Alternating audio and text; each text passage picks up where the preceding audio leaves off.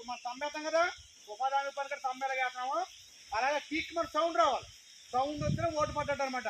గుర్తుపెట్టుకోండి, పచ్చకుండా ఓటు గుర్తుబాబు గారిది 1వ నెంబర్. గంటి బాలయ్య గారు అబ్బాయి హరీష్ మోదీ గారు ఎంపీ గారు మనకి కుర్రోడు మీరు చూసే ఉంటారు. అతను 4వ నెంబర్. తప్పనిసరిగా మీరు అందరూ కూడా 2 ఓట్లు కూడా సైకిల్ చేసి మనకి మీ ఆడవాళ్ళకి చంద్రబాబు నాయుడు గారు పెట్టిన అభివృద్ధి కార్యక్రమాలు మీరు జరిగి చేరాలంటే తప్పనిసరిగా చంద్రబాబు నాయుడు గారు నెగ్గాలి ఈ రాష్ట్రంలో. అమ్మా 3 పథకాలు పెట్టారు చంద్రబాబు నాయుడు గారు ఆడవాళ్ళకి. 18 సంవత్సరాల నుంచి 59 సంవత్సరాల వరకు ఉన్న ప్రతి మహిళకి నెలకి 1500 రూపాయలు.